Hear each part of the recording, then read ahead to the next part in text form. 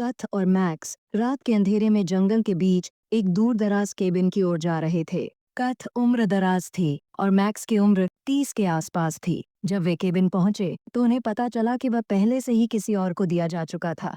All ने उन्हें वहां से जाने के लिए कहा, लेकिन ग्रेटा ने उन्हें रात बिताने की इजाजत दे दी। अल और ग्रेटा दोनों ने एक जैसे हरे रंग के कोट पहने हुए थे। केबिन के अंदर मैक्स को एक खेल मिला, पिलो टॉक, जो प्यार करने वालों को फिर से जोड़ने का दावा करता था। सबने खेल खेलना शुरू किया। एक मौके पर खेल ने कथ से पूछा कि उसकी और मैक्स की मुलाकात कैसे हुई थी। कथ एक हॉर्टिकल्चरिस्ट थी जो अपनी दुकान चलाती थी और बड़ों की एक क्लास भी लेती थी।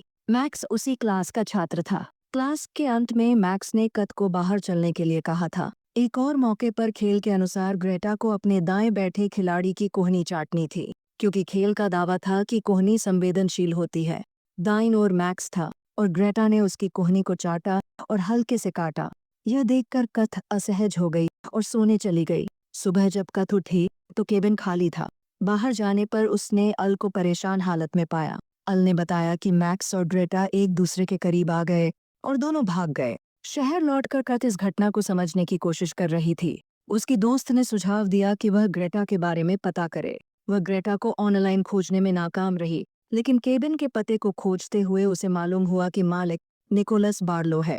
कथ ने निकोलस को फोन किया और बहाने से ग्रेटा का नंबर मांगा, लेकिन निकोलस ने देने से इनकार कर दिया और कहा कि वह किताब लेने खुद आएगा। दुकान में कथ ने सच बता दिया और दोनों ने साथ में कॉफी पी। तभी एक राहगीर ने निकोलस को पहचान लिया और बताया कि वह एक शानदार वैज्ञानिक था जो अब काम छोड़ चुका था। राहगीर ने उसे निवेशक समझ लिया और पुरुषों के सौंदर्य उत्पादों के लिए पिच करने लगा। बाद में निकोलस ने बताया कि उसने अपना काम इसलिए छोड़ा क्योंकि उसके पिता एक गंभीर बीमारी से पीड़ित थे जो नसों को कमजोर कर देती थी। वह उनके आखिरी दिनों में उनके साथ रहना चाहता था। कथ ने पूछा कि क्या उसे भी यह बीमारी हो सकती है, तो निकोलस ने कहा कि वह इसका इलाज खोजने पर काम कर रहा है। फिर उसने कथ की मदद करने का फैसला किया। कुछ दिन पहले की बात, कथ ने अपने दोस्तों को खाने पर बुलाया था। उसके सभी दोस्त जनरेशन एक्स के थे। मैक्स को उनकी बातें उबाऊ लग रही थीं, इसलिए उसने मजाक उड़ाना शुरू कर दिया। एक दोस्त ने कहा कि स्पॉटिफाई पर मौजूद गाने गुप्त संदेश भेजते हैं, जिस पर मैक्स ने मजाक में कहा कि वह इसका शिकार हो चुका है। कुछ देर बाद वह और शराब लेने बाहर गया और वहीं उसकी मुलाकात एल और ग्रेटा से हुई, जो आपस में झगड़ रहे थे। कैथ और निकोलस ग्रेटा का पीछा कर रहे हैं। ग्रेटा को एक हाउस पार्टी में जाते हुए देख कैथ उसके पीछे जाती है। वहां कैथ का सामना ग्रेटा से होता है, लेकिन तभी ग्रेटा का स्मार्टफोन गिर जाता है। स्क्रीन लॉक पर एक तस्वीर दिखाई देती है। ग्रेटा सोते हुए मैक्स का चेहरा चाट रही है। यह देखकर कैथ को घिन आ जाती है और वह वहां से निकल जाती है। मैक्स पहली बार शराब की दुकान में ग्रेटा और ऑल से मिलता है। ग्रेटा मुस्कुराते हुए उससे फ्लर्ट करती है और उसे एक हाउस पार्टी में आने का न्योता देती है। पार्टी में वह और करीब आती है, उसकी आंखों में गहराई से देखती है और फिर उसे केबिन जाने के लिए बुलाती है। 2 घंटे बाद मैक्स वापस लौटता है। बहस छिड़ जाती है। मैक्स झुंझलाकर कहता है कि कैथ बहुत पुरानी सोच की है, उसमें वो जुनून नहीं जो उसे चाहिए। वह तर्क देती है, लेकिन मैक्स कटाक्ष करता है कि उसे ज्यादा रोमांचक और बेफिक्र होना चाहिए। फिर वह उसे भी केबिन चलने का न्योता देता है। मैक्स और कैथ केबिन की ओर गाड़ी चला रहे हैं, लेकिन इस बार कहानी ऑल और ग्रेटा की नजर से देखी जाती है। वे दोनों केवल मैक्स को अकेले आने की उम्मीद कर रहे थे।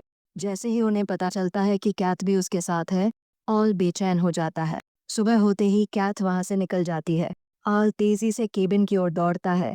अंदर ग्रेटा उसे दिखाती है। मैक्स बेहोश पड़ा है एक प्लास्टिक के केमिकल बैरल में। ग्रेटा उसकी ओर झुकती है, उसके चेहरे को चाटती है और एक सेल्फी लेती है। इसके पहले ग्रेटा केबिन में एक पत्र ढूंढती है, एक महत्वपूर्ण सुराग जो बाद में अहम साबित होगा। कैथ और निकोलस एक दूसरे के साथ घुल मिल रहे हैं। बातचीत में निकोलस बताता है कि उसका इलाज ट्रांसफ्यूजन थेरेपी से हो सकता है। कुछ दिन बाद कैथ केबिन जाती है, उसके लिए एक छोटा सा एवोकाडो पौधा लेकर। यह उसका एक प्यारा सा तोहफा है। निकोलस लकड़ी लेने बाहर चला जाता है, जिससे वह पानी गर्म कर सके। टेबल पर चाबियों का एक गुच्छा रखा रह जाता है। कैथ आसपास नजर दौड़ाती है और कुछ पुरानी किताबें देखने लगती है। तभी एक तस्वीर उसके हाथ लगती है। युवा निकोलस एक बच्चे को गोद में लिए हुए। वह तस्वीर पलटती है और दूसरी ओर जो दिखता है उससे उसके होश उड़ जाते हैं। निकोलस और ऑल एक साथ। कैथ को झटका लगता है।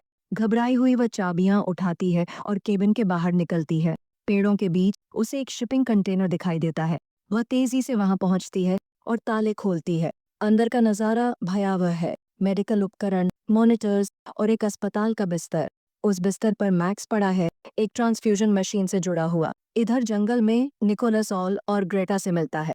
वे केबिन में ही छिपे हुए थे जब कैथ वहां पहुंची थी। तीनों फैसला करते हैं कि अब कैथ का सामना किया जाना चाहिए। वे उसे शिपिंग कंटेनर में खोज निकालते हैं। ऑल और ग्रेटा असल में वैज्ञानिक हैं। दोनों हरे लैब कोट पहने हुए हैं क्योंकि उस रात वे मैक्स की बॉडी हार्वेस्टिंग करने वाले थे। लेकिन फिर ग्रेटा एक चौंकाने वाला सच उजागर कर देती है। निकोलस को वह बीमारी है ही नहीं जिससे बचने के लिए वह ट्रांसफ्यूजन करवा रहा था। कैथ को तुरंत समझ आ जाता है। वह चतुराई से खेलती है। वह निकोलस को बताती है कि वह भी ट्रांसफ्यूजन चाहती है। वह कबूल करती है कि वह मैक्स को सिर्फ इसलिए डेट कर रही थी ताकि युवा महसूस कर सके, क्योंकि हर बीतते दिन के साथ बुढ़ापा उसे डराता है। यह सुनकर निकोलस का दिल पसीज जाता है, लेकिन कैथ के असली इरादे कुछ और हैं। जैसे ही ऑल और निकोलस ग्रेटा को बेहोश करने के लिए आगे बढ़ते हैं, कैथ मैक्स को बाहर निकालने की कोशिश करती है। मैक्स अभी भी अर्धमूर्छित लड़खड़ाता हुआ उठता है, लेकिन ट्रांसफ्यूजन ट्यूब उसकी गर्दन से बाहर खिंच जाती है। वह बेतहाशा हिलता है, लेकिन अचानक उसकी आंखें चौड़ी हो जाती हैं। तेज खून बहने लगता है। वह वहीं गिर जाता है। कैथ डर के मारे बाहर भागती है। शिपिंग कंटेनर का दरवाजा जोर से बंद कर देती है। ऑल, ग्रेटा और निकोलस अंदर फंस जाते हैं। कैथ गाड़ी में बैठती है, तेज तेज सांस लेती है, खुद को शांत करने की कोशिश करती है। कुछ देर बाद वह धीरे से केबिन में वापस जाती है। एक खिड़की खोलती है, बाहर देखती है और ठंडी हवा उसके चेहरे से टकराती है।